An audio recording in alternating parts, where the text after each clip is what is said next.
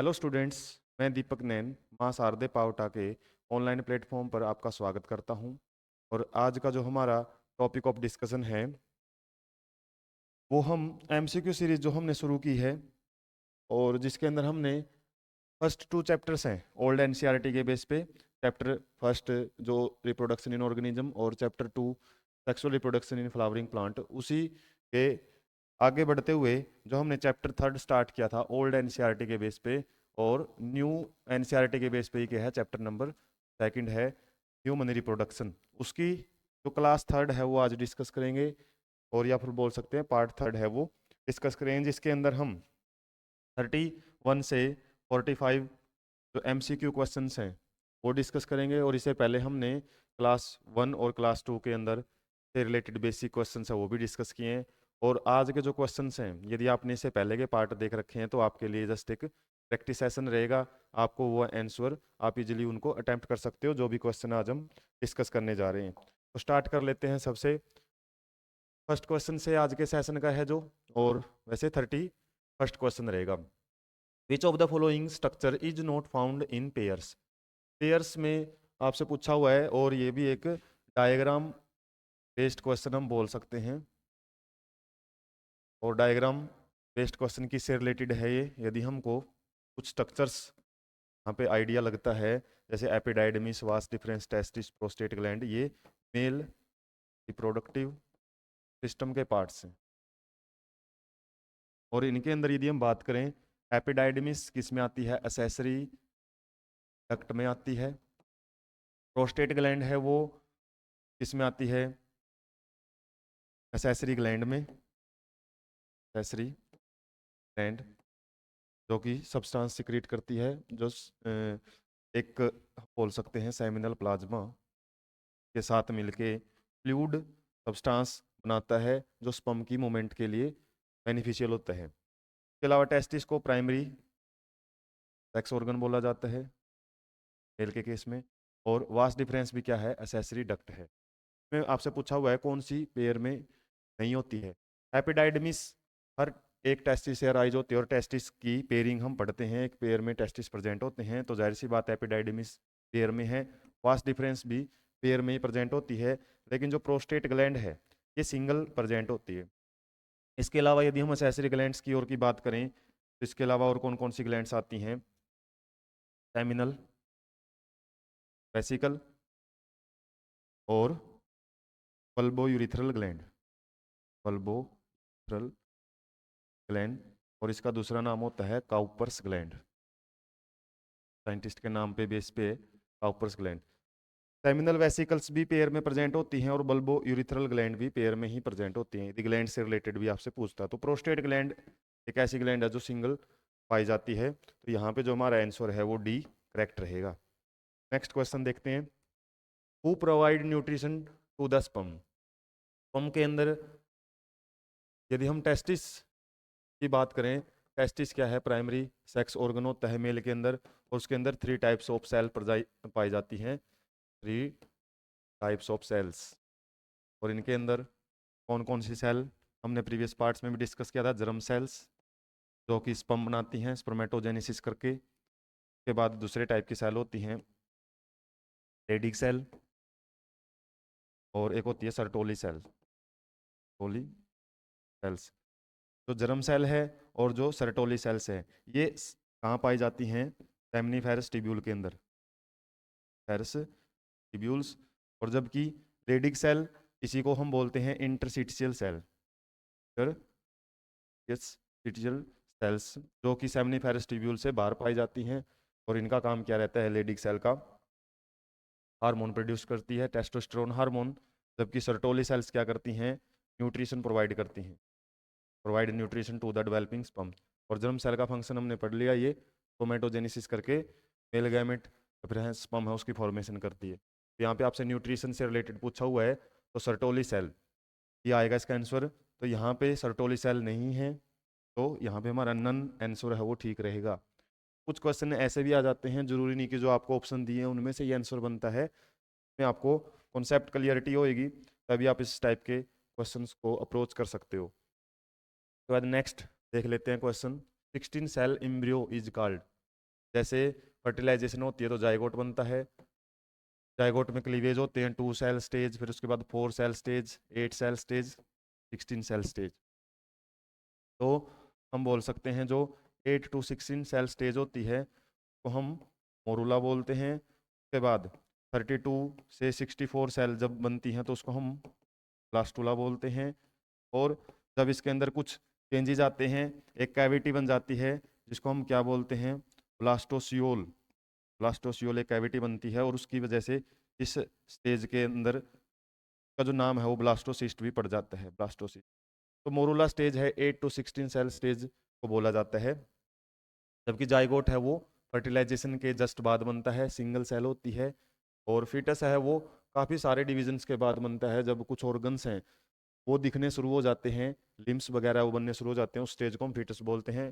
Blastocyst का आपको idea दिया मैंने, ये लगभग 32 स्टेज के बाद के अंदर क्या है, सेल्स हैं वो अपने आप को अरेंज करके एक तो क्या बनाती है, आउटर मोस्ट लेयर ट्रोपोब्लास्ट जिसको बोला जाता है, प्रीवियस पार्ट में मैंने अच्छे से डिस्कस किया था।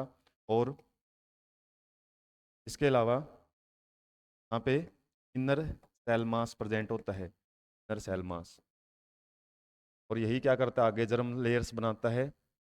के अंदर कौन सी प्रोसेस होती है, गैस्ट्रुलेशन। गैस्ट्रुलेशन, और गैस्ट्रुलेशन करके ही क्या है, आगे जितने भी ऑर्गन्स हैं जर्म लेयर से हैं वो बनते रहते हैं। तो गैस्ट्रुलेशन प्रोसेस में तो जर्म लेयर्स बनती हैं और जर्म लेयर से बाकी सारे जो ऑर्गन्स हैं वो बनते हैं। यहाँ पे मोरुला है जो वो आंसर ठीक रहेगा। Next question, identify the odd one from the following. Odd यहाँ पे पूछा है कि जो मेल नहीं खाता है बाकी 3 के साथ, वो आपसे पूछा है।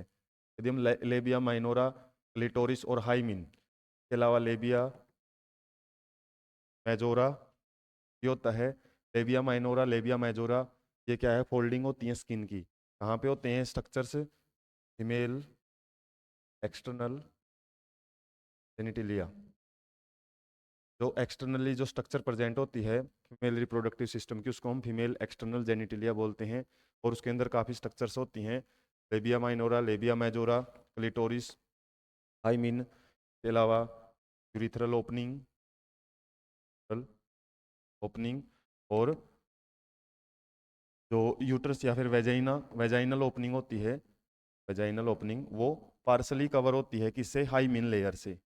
और क्लिटोरिस क्या है, कर लाइक स्ट्रक्चर, कर या फिर T shaped like structure present above the junction of labia minora.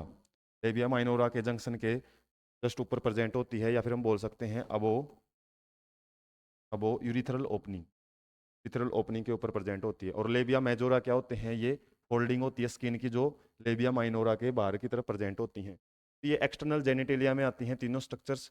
और जो इस्थमस है ये किस में आती है, फैलोपियन ट्यूब। फैलोपियन ट्यूब का वो पार्ट होता है जो कि फैलोपियन ट्यूब को यूट्रस के साथ जोड़ता है। इसके अलावा एक इनफंडिबुलम पार्ट होता है इसका, इनफंडिबुलम पार्ट वो किसके साथ जोड़ता है, वो ओवरी के साथ जोड़ता है। ओवरी से ओवम कलेक्ट करता है, किन स्ट्रक्चर से, फिम्ब्रिया, फिंगर लाइक स्ट्रक्चर से वो जो ओवम है उसको रिसीव करता है। इसके अलावा इसका एक पार्ट होता है एम्पुला, और एम्पुला क्या करता है, एम्पुला एक वाइड रीजन है जहाँ पे फर्टिलाइजेशन होती है। तो ये जो पार्ट्स हैं इस्थमस, एम्पुला और इनफंडिबुलम, ये ओविडक्ट के पार्ट होते हैं, जबकि ये लेबिया माइनोरा, लेबिया मेजोरा, ये मेल एक्सटर्नल जेनिटिलिया के पार्ट्स में आ जाते हैं। हमारा जो यहाँ पे ओड है वो इस्थमस आ जाएगा। इसके अलावा जो क्लिटोरिस है इसको होमोलोगस ऑर्गन भी बोला जाता है, बोल सकते हैं हम पेनिस का एक होमोलोगस ऑर्गन होता है। होमोलोगी क्या होती है, जिसके अंदर स्ट्रक्चर सेम रहती है, फंक्शन डिफरेंट होते हैं। तो फंक्शन यदि स्ट्रक्चरली देखा जाए तो पेनिस के लगभग स्ट्रक्चरली में सेम रहता है क्लिटोरिस। तो यहाँ से भी क्वेश्चन बन सकता है। उसके बाद नेक्स्ट कुछ इंपॉर्टेंट इन्फॉर्मेशन है जो आपके साथ डिस्कस करने जा रहा हूँ मैं। यदि आपको बायोलॉजी से रिलेटेड 9th 10th 11th और 12th की जो बायोलॉजी सेक्शन है जैसे 9th क्लास के अंदर हम मेनली न्यू एनसीईआरटी के बेस पे 3 चैप्टर पढ़ते हैं, यहाँ पे लगभग 4 to 5 चैप्टर हैं। अवर एनवायरनमेंट के साथ मिलाएं तो यहाँ पे 19 चैप्टर हैं और यहाँ पे 13 चैप्टर हैं। कि ओल्ड के हिसाब से बात करें तो यहाँ पे लगभग 4 चैप्टर्स थे और यहाँ पे 5 चैप्टर्स और यहाँ पे हैं 22 और यहाँ पे 6। तो ये सारे चैप्टर्स की कंप्लीट डिटेल, और कंप्लीट डिटेल कहाँ से? एनसीईआरटी की कुछ सिलेक्टेड लाइंस अच्छे से पढ़नी है तो उसके लिए आप एक चैनल है उसको अप्रोच कर सकते हो, बायोलॉजी बाय दीपक नैन। और इस चैनल के साथ कनेक्ट होके आप ये सारा जो मटेरियल है एनसीईआरटी से ली हुई जो इम्पोर्टेंट लाइंस है उनको बड़े अच्छे ढंग से पीडीएफ फॉर्मेट में फ्रीली वहाँ पे असेस कर सकते हो। इसके अलावा वहाँ पे आपको अच्छा खासा कंटेंट है, बिल्कुल डिटेल्ड कंटेंट, डिटेल्ड वीडियो है वहाँ पे हर एक चैप्टर की, हर एक टॉपिक की, और काफ़ी कुछ आप वहाँ से आपके एनसीईआरटी को बड़े अच्छे ढंग से आप कवर अप कर सकते हो। इसके अलावा काफ़ी कुछ जो डिटेल्ड टॉपिक की वीडियोज़ हैं वो टाइम टू टाइम वहाँ भी हम अच्छे से कवर करते रहते हैं। तो इस चैनल के साथ में आप ये वाले चैनल है उसके साथ भी कनेक्ट रहें, इसको भी सब्सक्राइब करके रखें ताकि आप बायोलॉजी से रिलेटेड जो भी कंटेंट है उसको डिटेल में दोनों चैनल से रिसीव कर सकें। तो हम नेक्स्ट क्वेश्चन है वो देख लेते हैं। It's secretion make sperm functional. ऐसी कौन सी ग्लैंड है जिसकी सिक्रीशन से जो स्पर्म है वो फंक्शनल होता है? Prostate gland, seminal vesicle, bulbo urethral, B और सी, ये आपसे पूछा है। प्रोस्टेट ग्लैंड क्या है? इसकी सिक्रीशन ही क्या करती है? तो स्पर्म को फंक्शनल बनाती है। सेमिनल वेसिकल की जो सिक्रीशन है हम सेमिनल प्लाज्मा बोलते हैं, सेमिनल प्लाज्मा। और एक जो फ्लूइड बनता है इसके इसके दोनों के मिलने से, या फिर हम बोल सकते हैं बल्बो यूरिथ्रल ग्लैंड की जो सिक्रीशन है वो जो फ्लूइड स्पर्म के साथ मिल जाता है उसको हम क्या बोलते हैं? स्पर्म के साथ जब मिलता है तो उसको हम सीमन। सीमन के अंदर स्पर्म के अलावा फ्लूइड होते हैं, और फ्लूइड किस किस की सिक्रीटेड होते हैं? प्रोस्टेट ग्लैंड, इसकी सिक्रीशन क्या करती है? स्पर्म को फंक्शनल करती है। वो मूवमेंट वगैरह वो नेचुरल हो जाती है उसके अंदर, और वो क्या करेगा? आगे मूवमेंट के कैपेबल हो जाता है। इसके अलावा सेमिनल वेसिकल्स की जो सिक्रीशन है इसके अंदर आयंस वगैरह प्रेजेंट होते हैं। इसके अलावा न्यूट्रिशन प्रेजेंट होता है जो स्पर्म को मूवमेंट के टाइम एनर्जी के लिए जरूरी होता है। बल्बो यूरिथ्रल ग्लैंड की सिक्रीशन का बड़ा इंपॉर्टेंट फंक्शन होता है जो क्या करती है? Lubrication of penis during population या इंटरकोर्स।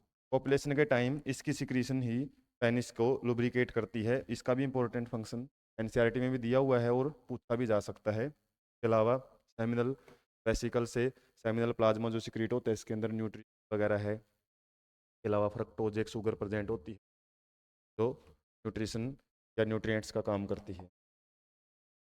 का जो आंसर क्या रहेगा? Prostate gland.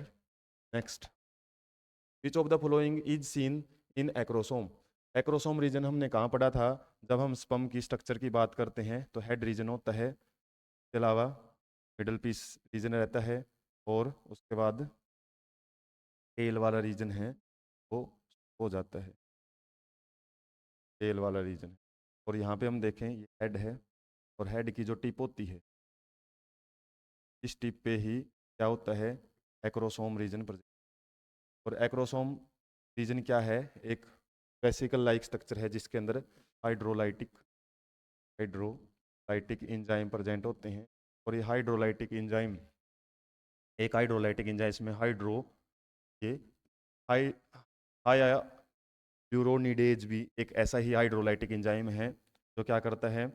ओवम की जो आउटर लेयर होती है, आउटर लेयर कौन कौन सी है? जो सबसे आउटर मोस्ट लेयर होती है उसको कोरोना रेडिएटा बोलते हैं, और इसके अंदर जेली लाइक लेयर होती है जिसको हम जोना पेलोसिडा बोलते हैं, पेलोसिडा। इसके अलावा प्लाज्मा मेम्ब्रेन होती है फिर। तो ये जो लेयरिंग होती है इनको डिजनरेट करने का काम करता है एक्रोसोम के अंदर पाया जाने वाला हाई यूरोनिडेज इंजाइम। ये डायरेक्ट क्वेश्चन है। इसके अलावा जो माइटोकॉन्ड्रिया है वो कहाँ प्रेजेंट होती हैं? वो मिडल पीस के अंदर प्रेजेंट होती हैं, मिडल पीस बोलते हैं, मिडल और टेल का काम क्या रहता है करने का। न्यूक्लियस है वो हेड रीजन में अलग से होता है, एक्रोसोम में नहीं होता। राइबोसोम्स वगैरह हैं वो साइटोप्लाज्म वगैरह में हो सकते हैं, इसके अलावा न्यूक्लियस के अंदर मिल सकते हैं। लेकिन जो हाइड्रोलिडेज, ये एक नाम आपको याद रखना पड़ेगा, एक प्रकार का हाइड्रोलाइटिक एंजाइम है। हाइड्रोलाइटिक का मतलब क्या होता है, वाटर की प्रेजेंस में, वाटर प्रेजेंस में ये लाइसिस करता है। लाइसिस मतलब ब्रेक डाउन करेगा इसका जो लेयर्स होती हैं, एग्स की लेयर, इनको ब्रेक डाउन करके जो हैप्लॉइड न्यूक्लियस होता है स्पर्म के हेड में, उसको ओवम तक, ओवम के न्यूक्लियस तक लेके जाता है। नेक्स्ट क्वेश्चन देख लेते हैं। Which layer Venice, Venice means destroy बोल सकते हैं या फिर खत्म हो जाती है।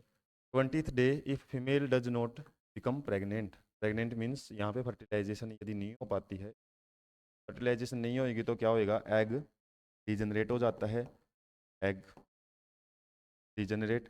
इसके अलावा यूट्रस की एक वाल होती है, इनर मोस्ट लेयर को एंडोमेट्रियम बोलते हैं। ये साइक्लिकल चेंजेस में जाती है। 28 डेज के अंदर जो ब्रेक डाउन होता है इसी लेयर का होता है, एंडोमेट्रियम लेयर सबसे इनर मोस्ट लेयर होती है। ग्लैंडुलर लेयर भी रहती है, ग्लैंडुलर लेयर। और ये जब ब्रेक होती है तो इसका जो डिजनरेट हुआ पार्ट है वो, इसके अलावा इसके अंदर ब्लड वेसल्स वगैरह होती हैं और वो भी ब्रेक हो जाती हैं, जिसकी वजह से ब्लड और ब्लड वेसल्स के ब्रेक हुए पार्ट, ये तीनों चीज़ें, एग, एंडोमेट्रियम का टिश्यू और साथ में ब्लड और ब्लड वेसल्स हैं, ये सारा जो कंटेंट है वो क्या होता है, वेजाइना के थ्रू बॉडी से बाहर रिमूव किया जाता है मेंस्ट्रुएशन के टाइम। और मेंस्ट्रुएशन के टाइम है वो जो ब्लीडिंग होती है उसमें ये तीनों कंटेंट रहते हैं। इसमें आपसे जस्ट ये पूछा है कि कौन सी लेयर ब्रेक होती है यूट्रस की, एंडोमेट्रियम लेयर। मायोमेट्रियम लेयर कौन सी होती है, myo means muscles, muscular layer जो होती है जो कॉन्ट्रैक्शन करवाती है वो मिडल लेयर होती है यूट्रस, मिडल लेयर। इसके अलावा एपीमेट्रियम या फिर पेरीमेट्रियम भी बोलते हैं, ये आउटर मोस्ट लेयर होती है जो प्रोटेक्शन प्रोवाइड करती है, का काम लगभग प्रोटेक्शन का ही रहता है मेनली। एंडोमेट्रियम लेयर का फंक्शन आपसे पूछा जाता है। ये साइक्लिकल चेंजेस, ऐसे भी क्वेश्चन पूछते हैं आपसे, तो साइक्लिकल चेंजेस में जाती है। साइक्लिकल चेंजेस मीन एक बार इसका फॉर्मेशन होता है, एक बार ब्रेक डाउन होता है 28 डेज के अंदर। यहाँ पे एंडोमेट्रियम हमारा आंसर सही रहेगा। Next question, which of the following function is performed by placenta, placenta कौन कौन सा काम करता है। प्लेसेंटा क्या होती है, एक इंटरडिजिटल स्ट्रक्चर। जैसे हम फिंगर्स को इस तरीके से रख लेते हैं तो जो फिंगर्स लाइक स्ट्रक्चर है इनको विलाई बोलते हैं, और इस तरीके से ये विलाई एक दूसरे में कनेक्ट हो जाती हैं तो क्या करती हैं, यहाँ पे एक साइड में क्रोनिक विलाई बनती है, एक साइड में यूट्राइन विलाई बनती है। जो न्यूट्रिएंट्स हैं मैटरनल ब्लड से, एक साइड में हम मान सकते हैं क्या है, मैटरनल ब्लड है, मैटरनल ब्लड जो यूट्रस, यूट्राइन टिश्यू के अंदर प्रेजेंट होता है। इसके अलावा यहाँ पे दूसरी साइड में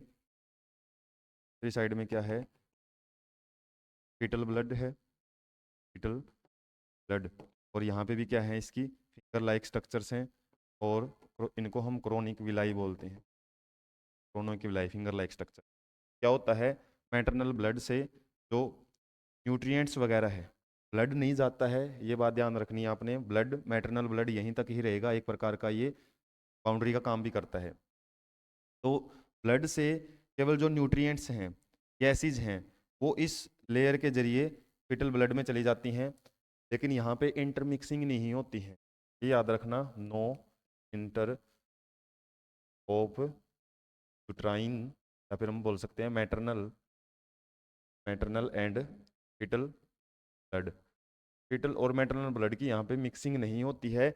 जस्ट जो मटेरियल है, मटेरियल में जैसे न्यूट्रिएंट्स हैं वो तो कहाँ पे, maternal blood to foetal blood में जाते हैं। इसके अलावा गैसेज हैं जैसे O2 है वो चली जाती है, लेकिन जो वेस्टेज हैं वो यहाँ पे रिमूव कर दिए जाते हैं मैटरनल ब्लड में। इसके अलावा जो भी वेस्टेज हैं इसके, जैसे गैसेज हैं CO2 है, वो इसके अंदर डिफ्यूज हो जाती हैं। इसके अलावा जो ये स्ट्रक्चर है इंटरडिजिटेड स्ट्रक्चर, जो एक बाउंड्री का काम करती है, उसको हम बोलते हैं प्लेसेंटा। और प्लेसेंटा का काम क्या रहता है, ये एक एंडोक्राइन टिश्यू भी है, हार्मोन भी सिक्रीट करता है जैसे प्रोजेस्टेरोन हार्मोन सिक्रीट करता है कॉर्पस ल्यूटियम के बाद, जो कि प्रेगनेंसी हार्मोन है, प्रेगनेंसी को मेंटेन रखता है। इसके अलावा कुछ और हार्मोन भी यूज करते, HC जैसे हार्मोन है वो भी रिलीज करता है। तो हार्मोन के लिए जरूरी होते हैं फीटल की प्रॉपर डेवलपमेंट के लिए। इसके अलावा it removes rubbish, rubbish means wastage या useless elements from the blood of embryo. जाहिर सी बात है ये एक एक्सक्रीटरी ऑर्गन का भी काम करता है। It supplies nutrients and oxygen.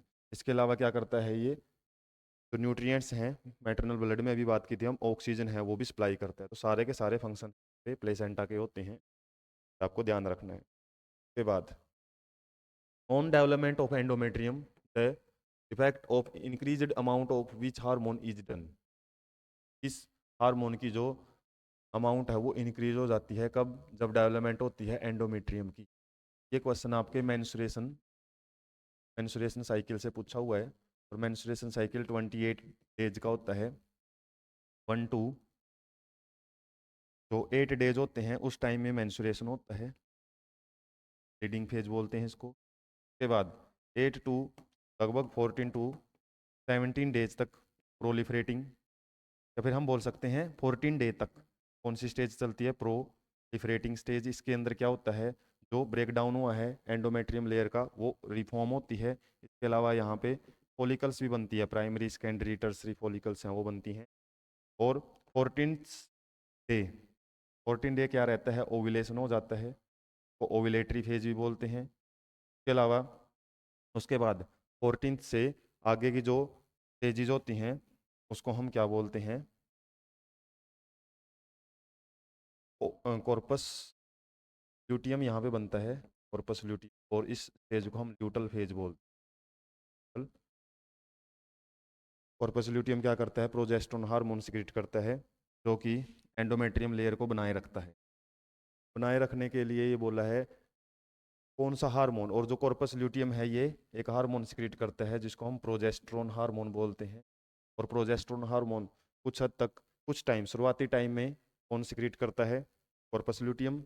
और कॉर्पस ल्यूटियम के बाद ये काम है जब प्रेगनेंसी शुरू हो जाती है तो उस केस में कौन करता है, अभी हमने पढ़ा था प्लेसेंटा, प्लेसेंटा भी ये सिक्रीट करता है।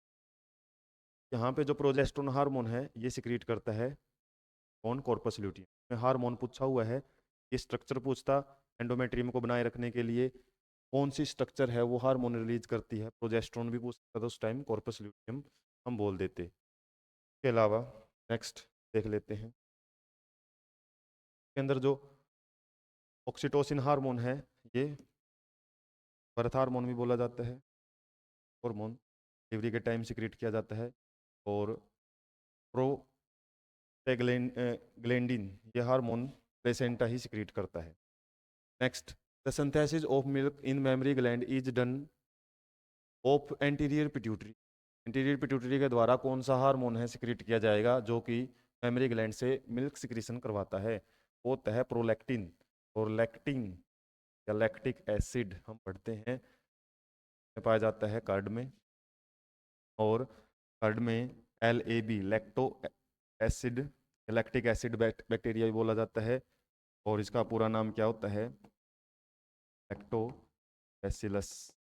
जो बैक्टीरिया होते हैं वो क्या करते हैं कर्ड में, तो जो लैक्टिक वर्ड होता है ये लगभग मिल्क से रिलेटेड ही रहता है। तो प्रोलैक्टिन एक हार्मोन का नाम है जो कि क्या करता है, मिल्क सिक्रीशन करवाता है। इसके अलावा ऑक्सीटोसिन देख लिया हमने, प्रोजेस्टेरोन देख लिया, प्रोस्टाग्लैंडिन भी देख लिया अभी। के बाद in human beings the gestation period means pregnancy time after the ovulation of is how many days. ये डेज से रिलेटेड भी आपसे पूछ सकता है, इसके अलावा वीक से रिलेटेड भी पूछा जा सकता है, और मंथ का तो हमको आइडिया रहता ही है, लगभग 9 मंथ का ड्यूरेशन रहता है। वीक की बात करें, इसे प्रीवियस पार्ट में हमने वीक के बारे में क्वेश्चन पढ़ा था, 40 वीक्स का टाइम होता है। और डे की बात करें, यदि हमको मंथ पता है तो सिंपली 9 को यदि हम 30 से मल्टीप्लाई करें 270 डेज तो 30 के हिसाब से ही आ जाते हैं। इसके अलावा कुछ मंथ ऐसे होते हैं जिसमें 31 डे भी होते हैं, तो इससे तो ज़्यादा ही रहती है वैल्यू। और ये मैंने कैलकुलेशन क्यों बताई है, क्योंकि यहाँ पे 260 भी दिया हुआ है और 280 भी दिया हुआ है, तो लगभग 280 के आसपास, क्योंकि 270 तो जर्नली आ रही हैं। इसके अलावा टोटली लगभग 270 डेज का जो टाइम है, 280 के आसपास जो टाइम है, 270 तो मिनिमम आ रहा है, इससे ज़्यादा ही मिलेगी वैल्यू, तो 280 डेज यहाँ पे आपका करेक्ट आंसर रहेगा। Next, by what name the milk secreted during the initial days of lactation. Initial day कौन से होते हैं? जो डिलीवरी के बाद रहते हैं, और डिलीवरी के बाद जो यंग वन होता है उसकी प्रॉपर डेवलपमेंट के लिए ये जो इनिशियल मिल्क प्रोड्यूस होता है ये बड़ा ज़रूरी है, और इसको क्या बोलते हैं? कोलोस्ट्रोम।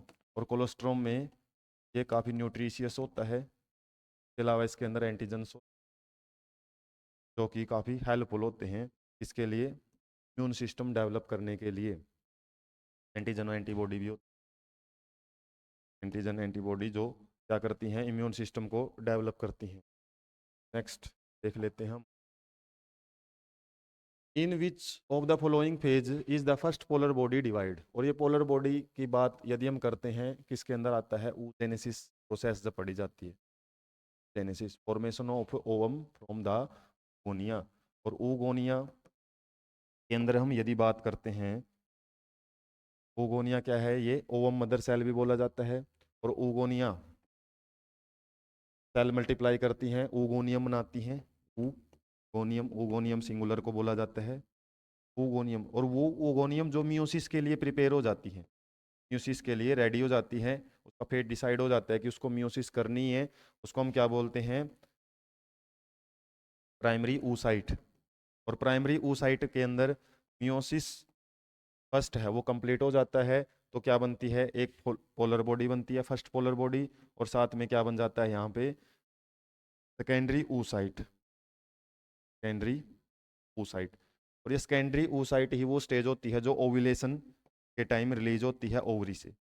और जो ये फर्स्ट पोलर बॉडी है ये भी आगे, क्योंकि मियोसिस 1 के बाद हमको पता है मियोसिस 2 भी होता है, 2। और मियोसिस 2 सेकेंडरी ooसाइट में कब होएगा? जब स्पर्म की एंट्री होएगी, और जब स्पर्म एंट्री करेगा तभी ओवम का न्यूक्लियस है वो बनता है, फाइनल न्यूक्लियस। और साथ में इससे भी एक क्या बनती है? सेकंड पोलर बॉडी बनती है, सेकंड पोलर बॉडी। और जो फर्स्ट पोलर बॉडी थी, ये पूछा इसने, फर्स्ट पोलर बॉडी कब डिवाइड होती है? तो ये मियोसिस 2 करके ही डिवाइड होएगी। हमारा जो second mature division, mature means final division, और ये मियोसिस के लिए आया है, सेकंड मियोसिस डिवीजन के टाइम ही क्या होगी? फर्स्ट पोलर बॉडी है वो डिवाइड होती है। सेकंड पोलर बॉडी में आगे कोई डिवीजन नहीं होता, क्योंकि हमने पढ़ा है मियोसिस 1 के बाद मियोसिस 2 होती है, इसलिए जाहिर सी बात है जो फर्स्ट पोलर बॉडी है ये भी आगे डिवाइड करके दो पोलर बॉडी बना लेती है। नेक्स्ट, और पोलर बॉडी का फंक्शन लगभग न्यूट्रिशन प्रोवाइड करने का ये होता है डेवलपिंग जाइगोट को, तो आगे कोई रहता भी नहीं है, ये डिजनरेट हो जाती हैं बाद में। Its secretion act as lubrication during the coitus. Coitus mean course या फिर मेटिंग। और ये हमने जस्ट क्वेश्चन पहले ही डिस्कस किया था, जो ग्लैंड्स थी, सेमिनल वेसिकल क्या करती है? इसके अंदर कुछ न्यूट्रिएंट्स वगैरह होते हैं जो स्पर्म की मोटिलिटी के लिए हेल्पफुल होते हैं।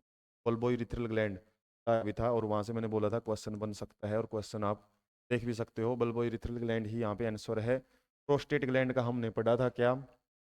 एक्टिवेशन करती है, क्वेश्चन ही इस नाम से आया था, एक्टिवेशन, या फिर पंप्स को क्या करती है? फंक्शनल बनाती है। ओवरी, इसके अंदर पढ़ा है हमने प्राइमरी मेल सेक्स ऑर्गन, जो कि मेल सेक्स हार्मोन सिक्रीट करता है, जो oogenesis के लिए जरूरी होते हैं, जेनेसिस के लिए। और इसके अलावा फीमेल के अंदर जो सेकेंडरी सेक्सुअल करेक्टर होते हैं, री सेक्सुअल करेक्टर्स, उनको क्या करता है? ये प्यूबर्टी के टाइम एग्जिबिट करता है। ओवरी एक मेल के अंदर आता है, जबकि ये जो ग्लैंड हैं इसके अंदर आती हैं एक्सेसरी सेक्स ग्लैंड भी बोलते हैं इनको, तो डिफरेंट सिक्रीशन करती हैं। और इनकी सिक्रीशन के साथ बताया था मैंने, जब स्पर्म भी ऐड हो जाते हैं उसको एक नाम दिया जाता है सीमन। तो क्वेश्चन हमारा जो लास्ट रहेगा आज के सेशन का, question number 45, with reference to sex human is which type of animal.